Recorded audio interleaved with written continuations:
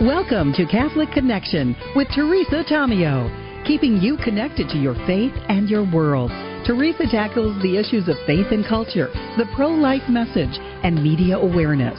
And now, here's Teresa Tomeo. And it's a Thursday, January 30th. Great to be with you on a Thursday and every day here at Catholic Connection on the EWTN Global Catholic Radio Network. We have a great show lined up for you. Two brilliant priests are joining us, of course, first. Our very own Father Mitch Pacwa for our cultural connections. We will discuss a couple of the big things coming out of the White House, including the issue of parental rights. There's also some very good stories on our news outlets online, including the National Catholic Register, ncregister.com, and Catholic News Agency, catholicnewsagency.com. We will talk about parental rights in the schools, school's choice, and also the Laken-Riley Act. We're also asking you to pray for the families of those who were involved in that horrible crash at the Reagan Airport, near the Reagan Airport in the Washington, D.C. area last night. Just chilling video of this helicopter coming right toward the plane, and then you see this light, this explosion in the background. So they don't think there's any survivors. They've already pulled close to 30 bodies out of the water, the Potomac River. So just a terrible situation, and we're praying for all those involved and even the responders who have been out there all night doing the best they can to try to help people. But again, they don't think there's going to be any survivors. Some 64 people on that plane, 4 crew and 60 passengers. Many of the passengers may be very young. They were part of a skating team. They were figure skaters that were in Wichita for an event. So we'll have more in the news, and that's coming up in just a few minutes. So we have Father Mitch Pacwa, and then we have Father Pacholczyk, who's going to be joining us to also talk about some of these new things that have been signed by the Trump administration. And we're going to get very specifically with Father Tad, because he is an ethicist and a physician, and of course he's a senior ethicist at the National Catholic Bioethics Center in Pennsylvania. We're going to talk about the presidential actions, protecting children from chemical and surgical mutilation, and also some other issues regarding what's happening with the White House and these concerns in terms of pushing this ideology on us in all ways, shapes, and forms, and expecting us to pay for it. So much to discuss with Father Tad, and of course with also the amazing Father Mitch Pacwa on a Thursday morning. All right, National Weather Service says we have some storms moving in, especially in the southern part of the country. There is a storm system producing severe thunderstorms over and near Louisiana, and then we also have heavy to excessive rainfall from the southern plains through the Ohio River Valley today. And as you'll hear in the news, they are expecting additional rain now next week in California, which could cause more problems. I mean, you would think there are all these fires that would be good news, but now they're concerned about the debris and about mudslides and other issues facing California residents next week. Almost 4 minutes past the hour. Do hope you're having a glorious Thursday. Almost wrapping up the month of January already. Can you believe it?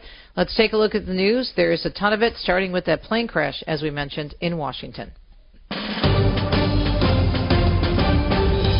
Nearly 30 bodies, as we mentioned, have been pulled from the Potomac River after last night's collision between a passenger plane and a military helicopter near our nation's capital. That, according to a local NBC affiliate, WRC-TV. Reporter Adam Tuss says dozens of emergency personnel are still lining the Potomac River this morning. We've also seen crews with boats going up and down the water, helicopters overhead, looking for wreckage from the plane and the helicopter, and this search extends up and down the river.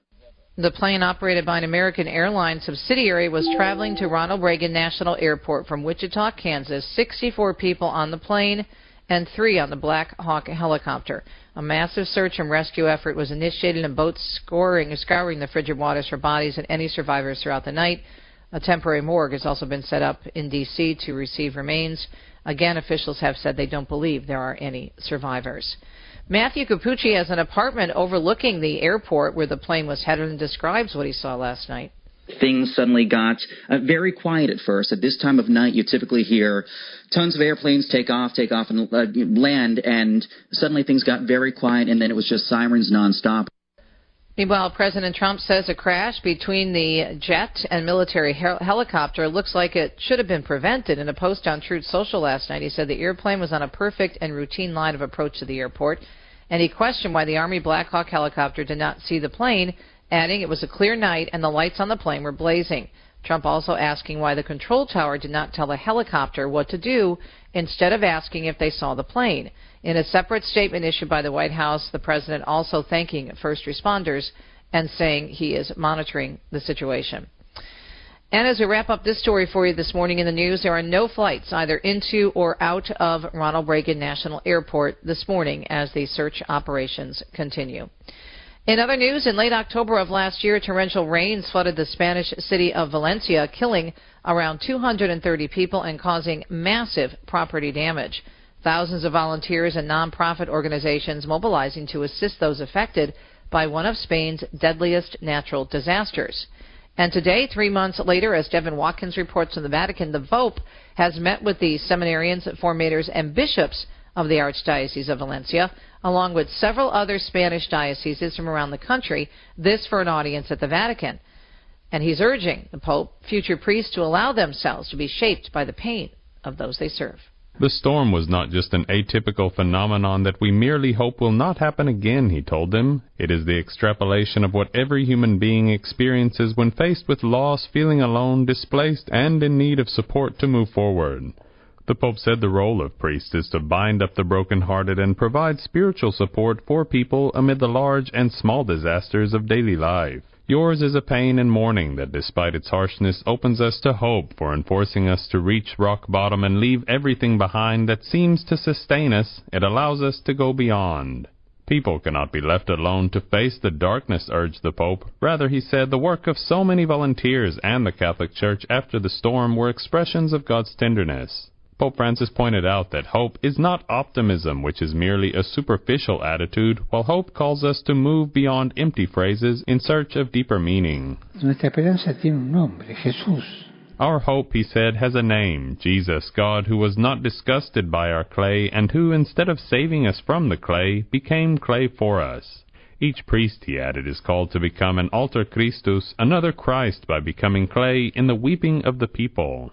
When you see broken people, he said, give them pieces, fragments of yourselves, just as Christ does in the Eucharist. In conclusion, Pope Francis invited the future priests of Valencia to give of themselves freely, just as they have received everything freely. I'm Devin Watkins.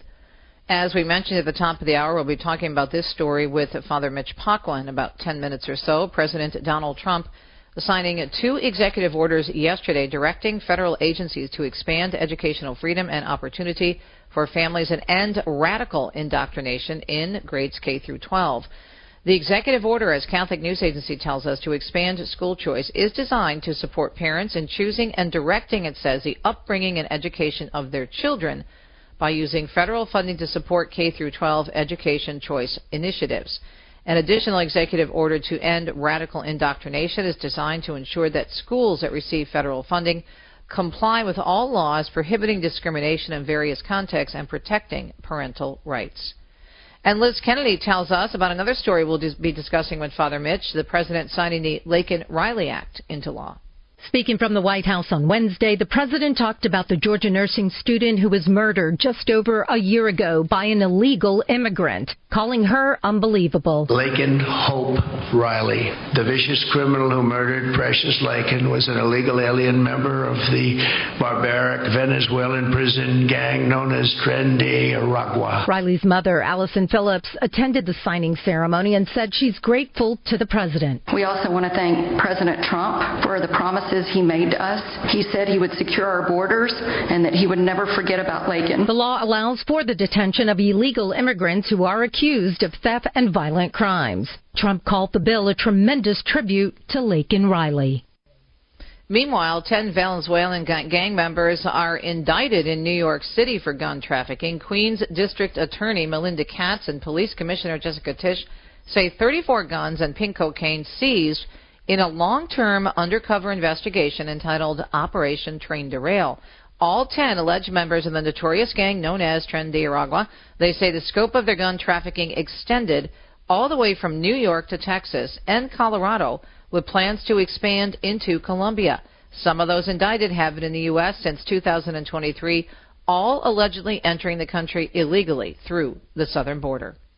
Robert F. Kennedy Jr. says when it comes to vaccines, he's pro-safety. President Trump's pick to lead the Department of Health and Human Services is on Capitol Hill for his first of 2 confirmation hearings. Autoimmune diseases, neurodevelopmental disorders, Alzheimer's, asthma, ADHD, depression, addiction, and a host of other physical and mental health conditions are all on the rise, some of them exponentially.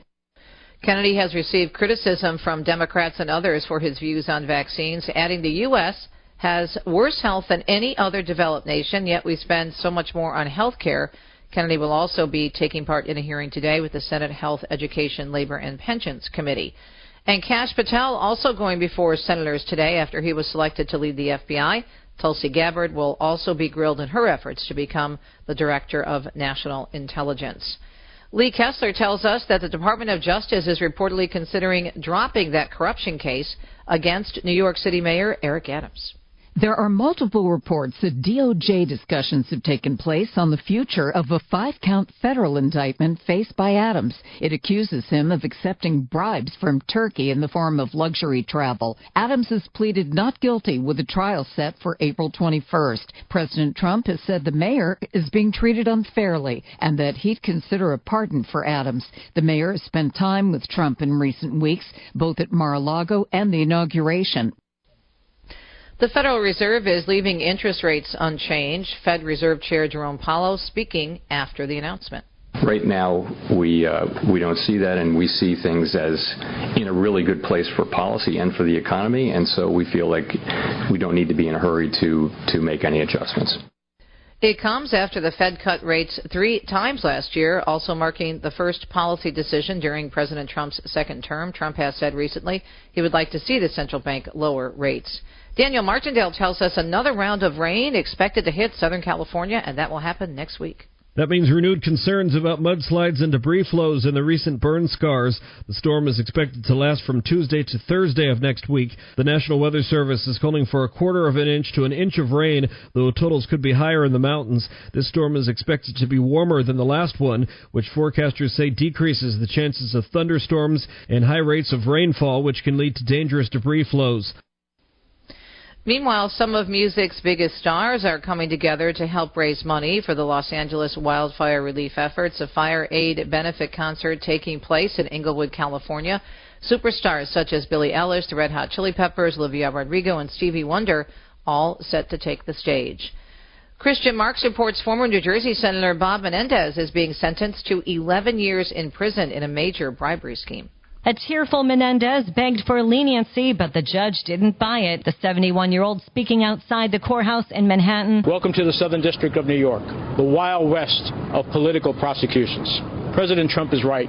This process is political, and it's corrupted to the core. Prosecutors had called for 15 years, while the defense argued for a lighter sentence. Menendez was found guilty last July of accepting cash, gold bars, and a Mercedes, and acting as a foreign agent for Egypt. 2 businessmen also sentenced, receiving 7 and just over 8 years. Menendez won't have to report to prison until June, so he can be free while his wife goes to trial on similar charges.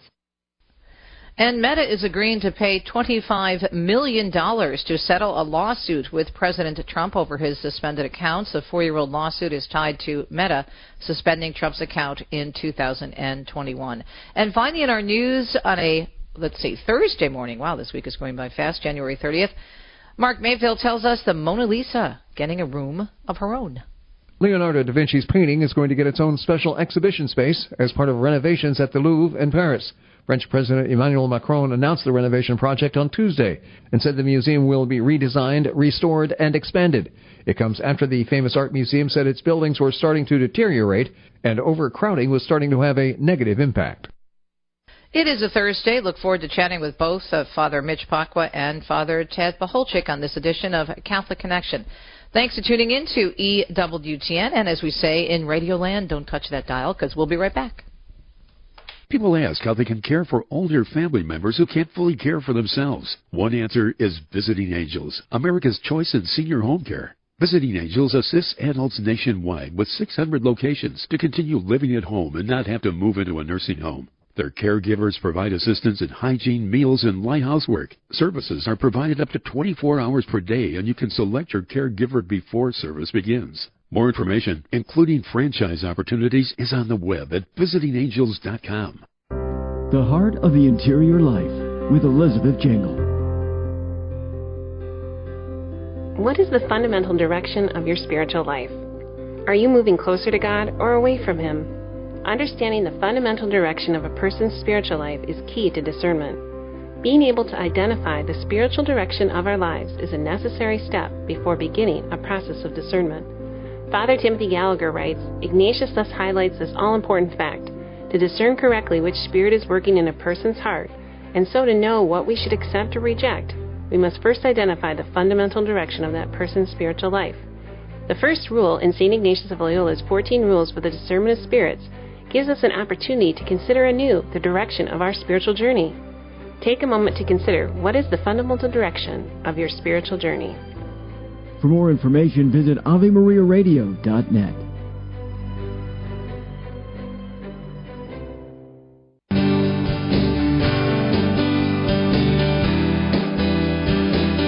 Almost 17 minutes past the hour. Thanks for tuning in to the EWTN Global Catholic Radio Network, and so appreciate the great work of the amazing Father Mitch Pacwa from EWTN. So, Father, there's some very positive things coming out of the White House. So let's start with another story that's making headlines, and it's all over our websites as well, our different news outlets at EWTN. The President signing 2 executive orders yesterday directing federal agencies to expand educational freedom and opportunity for families to end radical indoctrination in K through 12 education. This is, I think, extremely important, especially what we saw during COVID and as they began to push so many things when they thought parents weren't paying attention, and then it was discovered what was actually going on in many of these school districts around the country. So what's your reaction to this? And thanks for joining us. Good morning. There's a wonderful commandment, the 4th commandment, to honor your father and mother. And that commandment to honor parents is also something that applies to the state. Why is it that the state is not honoring mothers and fathers and their decisions to, about their children? What has made people who work for the government, apparatchiks, who think that they know more about how to raise a child than the parents? Now, there might be some cases where they do have more insight. That is a possibility. But there is this true problem where people are telling children not to talk to their parents about life-changing surgeries.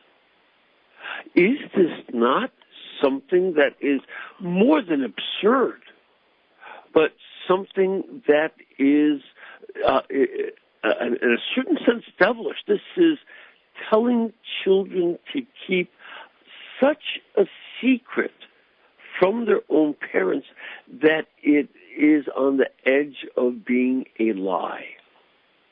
This is not morally acceptable.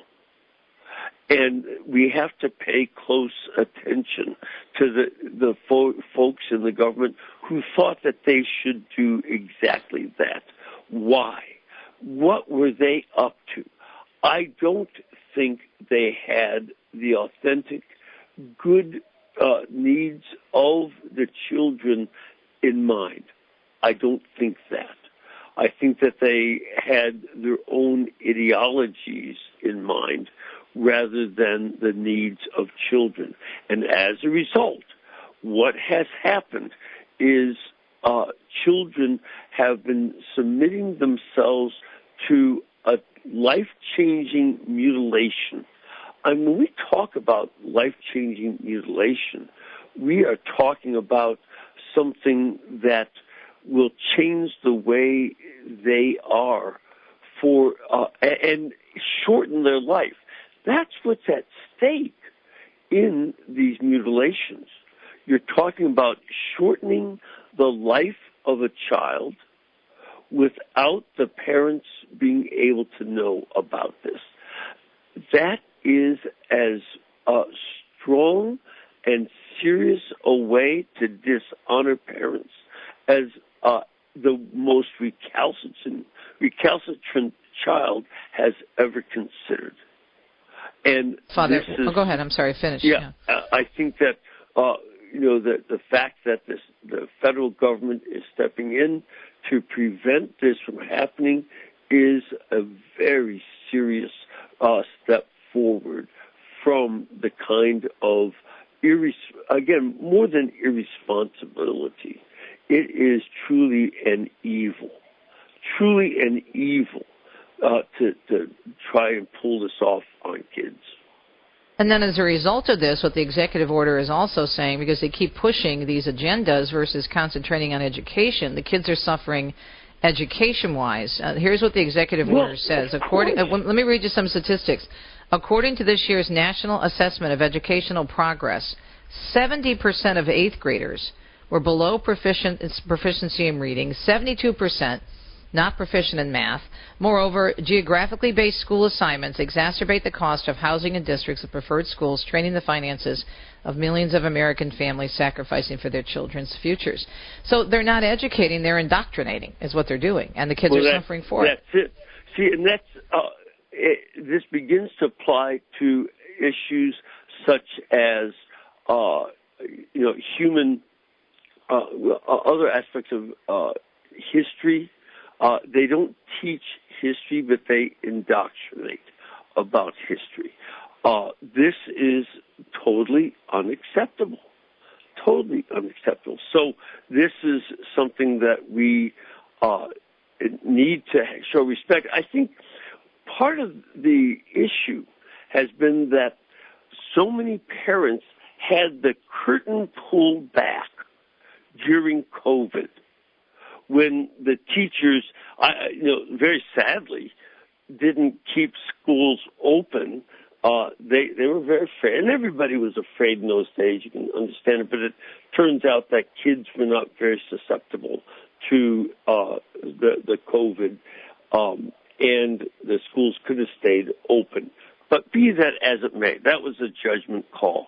But when students stayed home and they were taking class on their computers, and parents began to see the level of indoctrination against virtues like patriotism, which, as I've talked about before in our discussions, patriotism is also a ramification of the fourth commandment.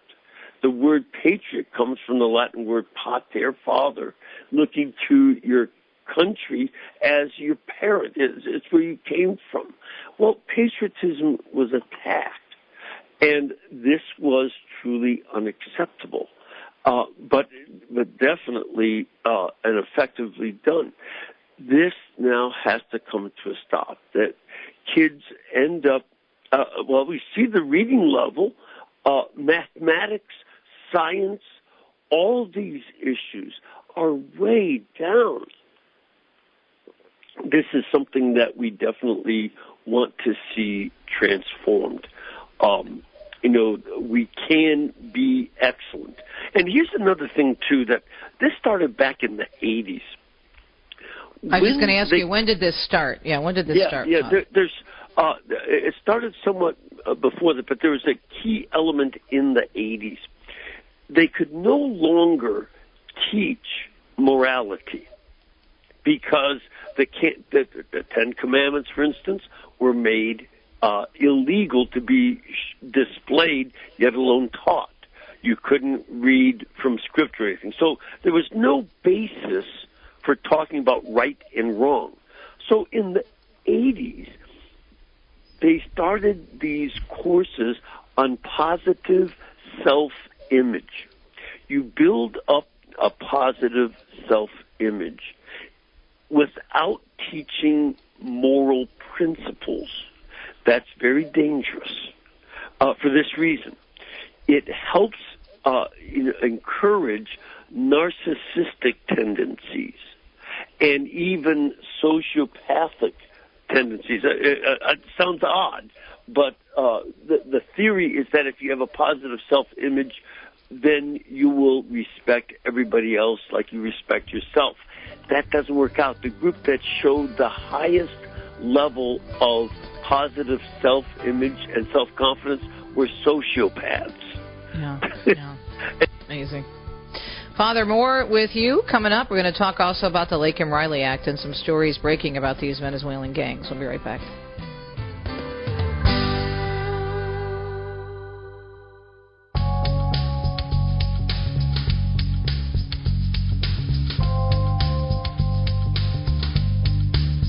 Welcome back, Catholic Connection. As always, on a Thursday, we catch up with the amazing Father Mitch Pacwa from EWTN. Father, I know you wanted to finish a thought regarding our discussion on this measure from the White House and the education situation, the radical indoctrination that they're trying to fight against. Yeah, well, I guess one of the points that I would make is that a statement about the self-confidence. American kids have scored very high in self-confidence, but they have not scored high in competence. This has been a pattern that has gone on for these kids, and it's highly problematic. They really believe that they have these abilities until they get tested, and then they don't. And that's problematic. To have these good test scores does in emotional self-confidence does not make you a competent person. That's what gets missing. And our kids feel good about themselves in their ignorance, but they don't know enough. Unfortunately, that has been considered okay in the schools, that it's all right. Father, in the professional world, too, when you run up against someone who thinks they're doing such a great job and they're wreaking havoc in the workplace, I mean, it's ridiculous. Right. Well, see, that's part of the reality, is that you can feel very good about yourself and your job and try to claim that I should have a raise. I should have a promotion. I deserve it because I have, I went to school and I really want it. Well, you have to have the ability, and there is this feeling that if I think I'm deserving, I should get it, even if I am not competent. This is not a good sign, because in business or anywhere else. So it's been happening in our culture all the time, and this is the product of it. All right, moving on to another very, very important topic. Yesterday, the President signed the Laken-Riley Act into law, allowing for the detention of illegal immigrants who are accused of theft and violent crimes. Speaking from the White House, the President talked about the Georgia nursing student who was murdered just over a year ago by an illegal immigrant, calling her unbelievable as a beautiful person. He called the bill a tremendous tribute to her, to Laken-Riley. Trump saying it's very important that the law has brought Republicans and Democrats together. So what I think is so challenging, and Deacon Dom and I were discussing this the other day, and I asked you this question. It's one thing where, so for us as Catholics, this is a prudential matter. We do have to always help the migrant, help those who are most vulnerable. But the Catechism is very clear that we are allowed to protect our borders and that those coming in are supposed to follow the law. And then secondly, I don't understand, and let me just ask this question, and I'll give you the mic. I don't understand this obsession with allowing everybody and their brother, regardless of we're looking at this story, right, from the Laken-Riley Act. Listen to this story. So why don't people connect the dots? Listen to this. This is out of New York. 10 Venezuelan gang members are indicted in New York City for gun trafficking. Queens District Attorney Melinda Katz and Police Commissioner Jessica Titch say 34 guns and pink cocaine seized in a long-term undercover investigation. They called it Operation Train Derail. All 10 are alleged members of a notorious gang known as Tren de Aragua. They say the scope of the gun trafficking extended all the way from New York to Texas and Colorado, with plans to expand into Colombia. and many of those indicted have been in the U.S. since 2023, illegally coming through the southern border. So why do they have a problem with stopping this? I don't get it. Why is anybody allowed to come? We're not talking about legal immigration. We're talking about illegal immigrants who are involved in things like this. Right. And again, think about how the whole district attorney situation has developed, where people are, having as district attorneys, folks that allow the criminals to get away with crime. Why is that? Why did they have such DAs?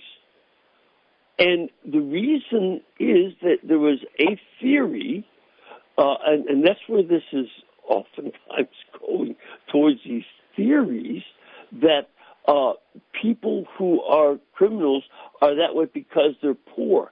And if they weren't so poor, they would never be criminals.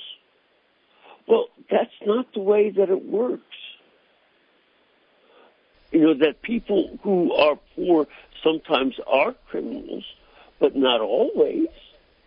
And, why is it that people are allowing these criminals to do this? Well, their theory is that it's okay because they need to have somebody who will,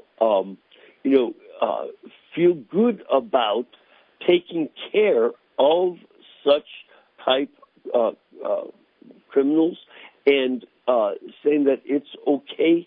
This will serve society better than punishing them. That's not the case. But that you can't get them to agree to that. You just cannot get them to agree to that. So, and again, think of how difficult it was in some cases to get these district attorneys out of office. But people allowed this to go on. And so this is something that was highly problematic. And it's all about this theory. People like George Soros sponsored such DAs because he believed this is retributive justice. You do retribution by having these criminals get away with criminality. I don't think that's a good theory. That would be my basic point. And yet it was done. So where do you think this is going to go, Father? I mean, do you think that this will open some people's eyes and help people, even in the church, understand that, look, we're not talking about, because it's a big disagreement in the church on this. I know. As you know. I know. Well, there are some people in the church who also hold to this theory of retributive justice, that you have to do retribution for the poor.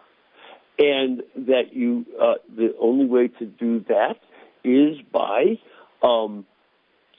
having these people who seem to, we would normally call criminals, we have them deal with this and get away with doing crime because they deserve to have a chance.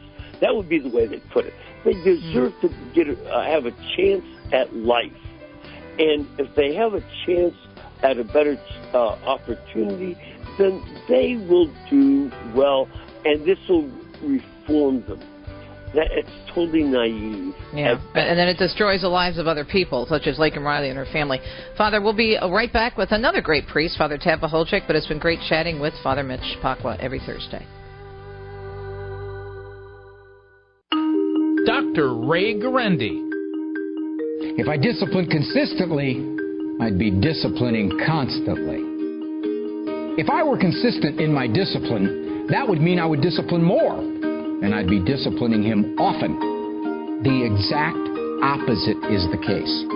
More consistent discipline leads to less constant discipline. Why?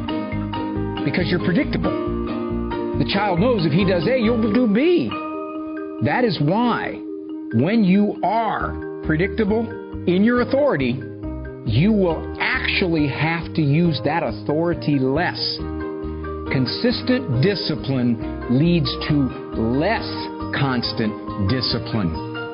The more you act when you need to act, the less you will have to act in the future with similar misbehavior.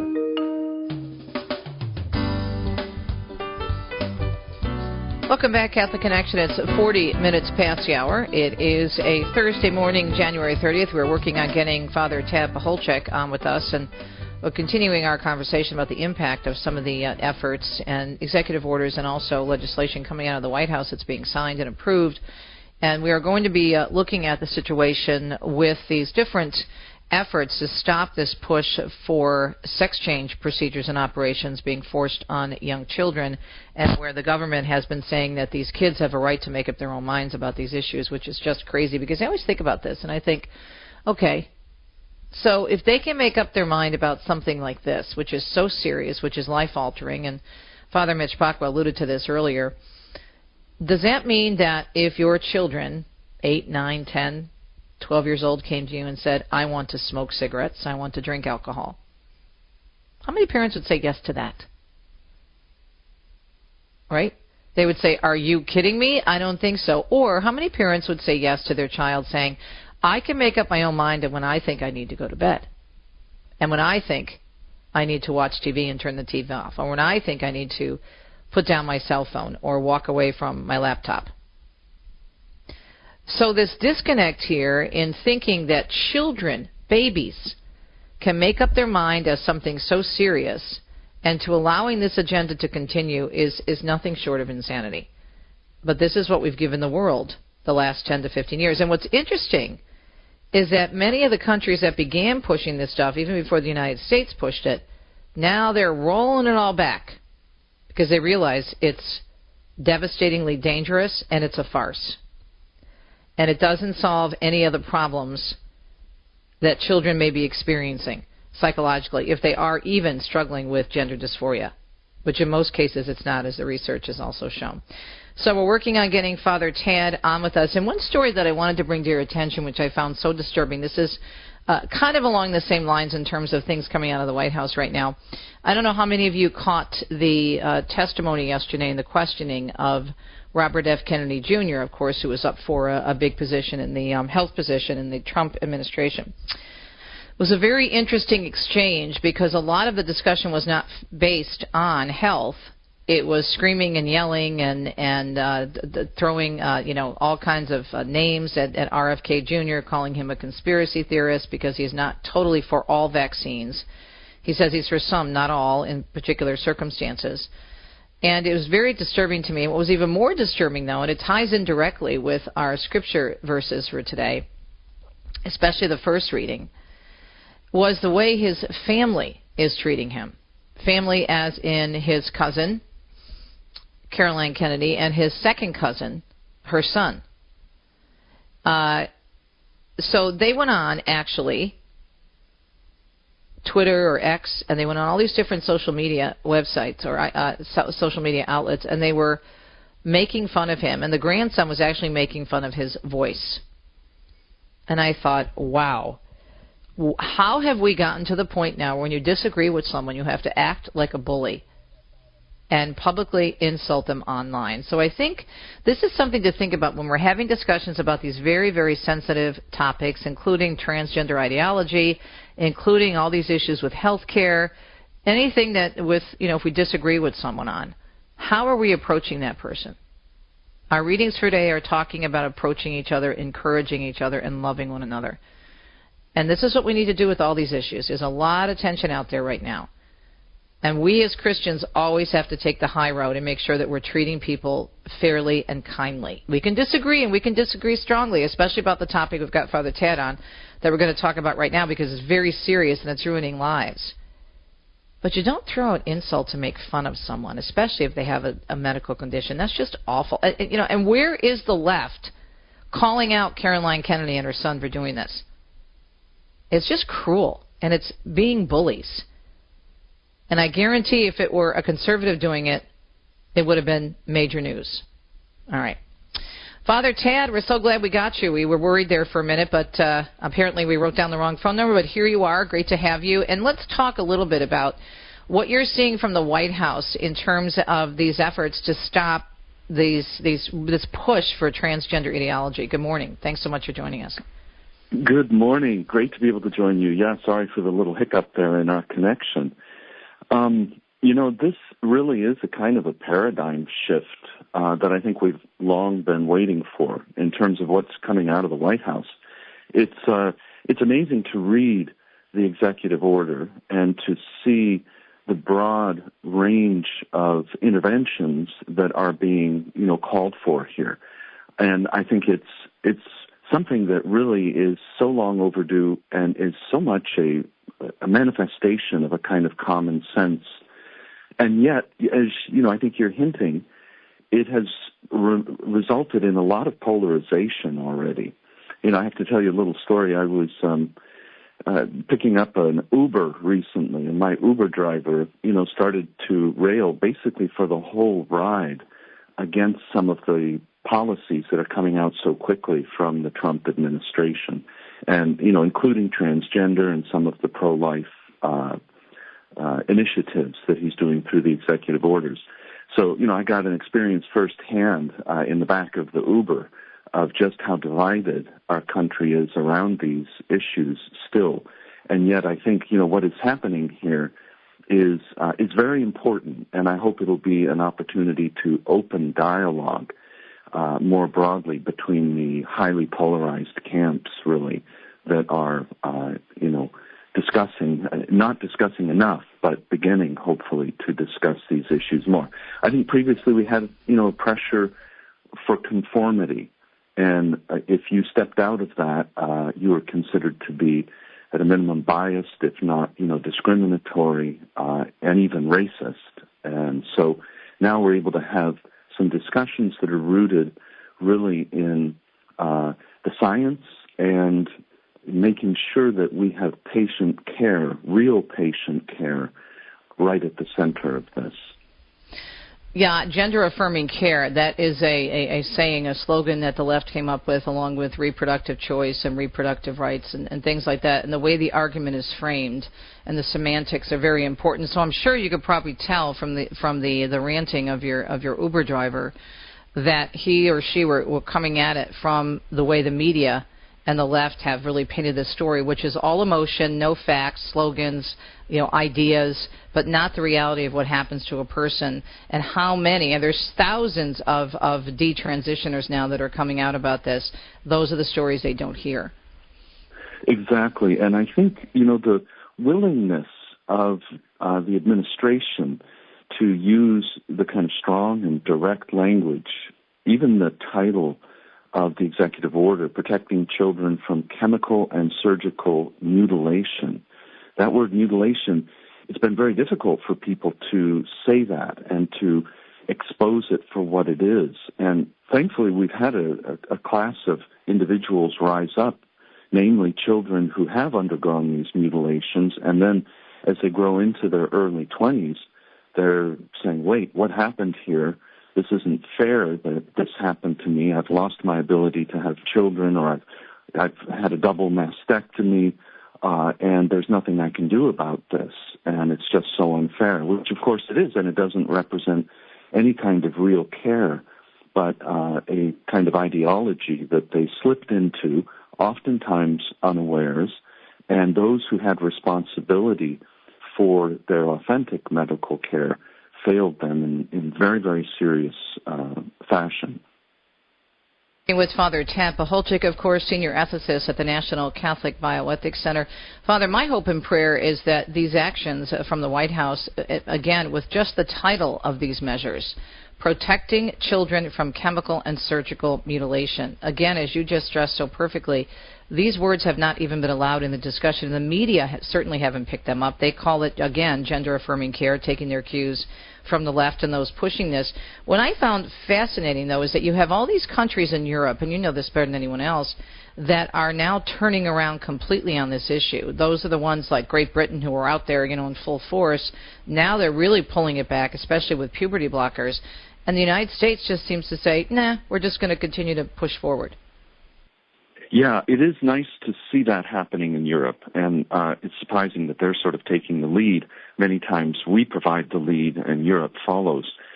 I think the core issue here is that there has been a recognition that there hasn't been science. It's been a kind of junk science, and there's even reference to that in the White House document. And mention in particular, I was so glad to see this, of a particular group called WPATH, or the World Professional Association for Transgender Health.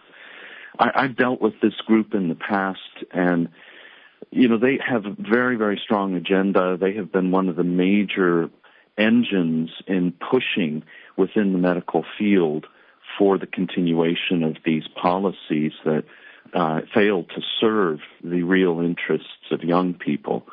So I think the problem of getting our science here correct and not getting out ahead of our science. All of us are concerned about people who struggle with gender dysphoria. It's the kind of thing that we want to provide authentic answers.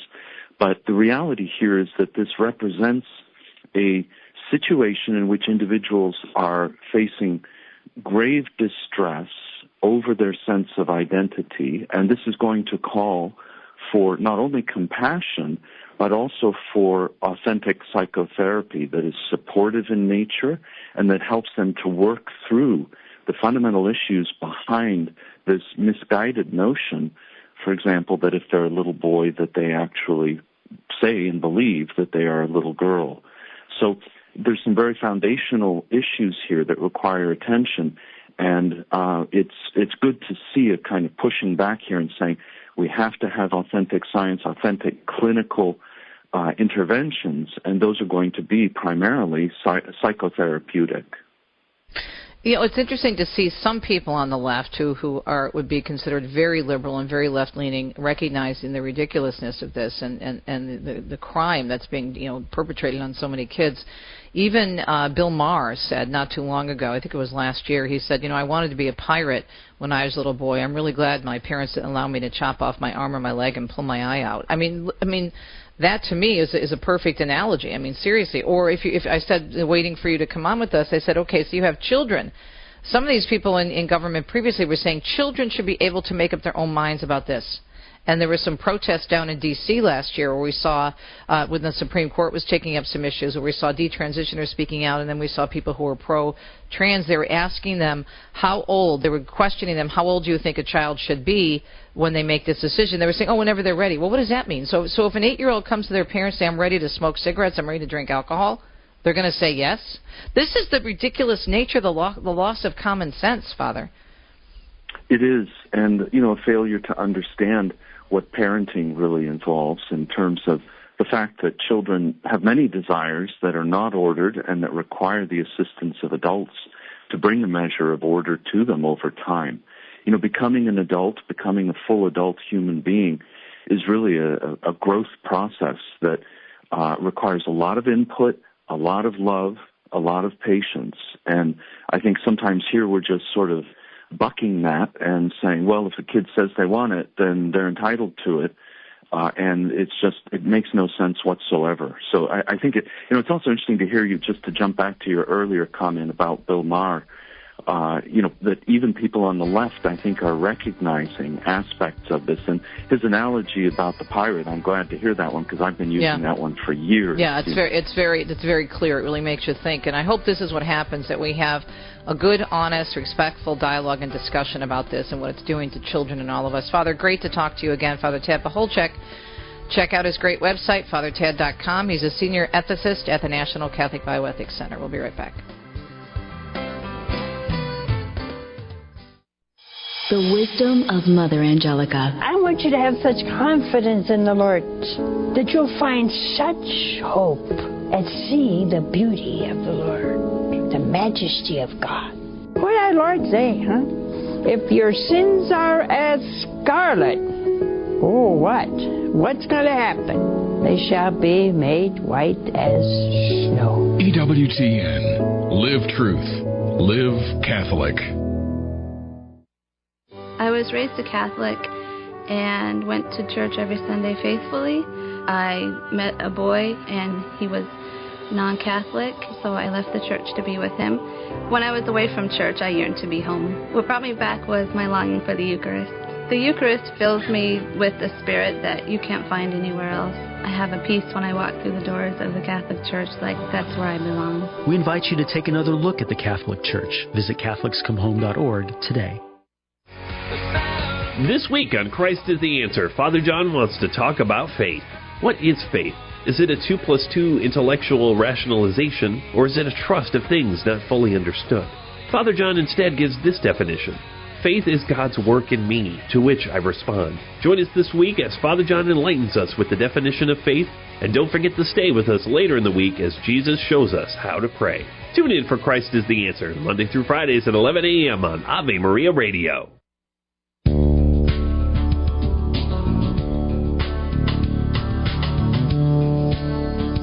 Thanks so much for tuning in to Catholic Connection on the EWTN Global Catholic Radio Network. Looking forward to wrapping up the week with Doug Keck, our Chief Operating Officer and President, with all the good news coming up. And then, of course, Fact Check Friday as well. We'll talk to you tomorrow. Ciao, ciao. You've been listening to Catholic Connection with Teresa Tomeo. Catholic Connection is a co-production of Ave Maria Radio and EWTN Radio, and carried across the EWTN Global Catholic Radio Network. Our producer is Andrew Kruchek. For copies of this program or for more information, visit AveMariaRadio.net. That's AVEMariaRadio.net. Thanks for listening, and join us next time for another edition of Catholic Connection.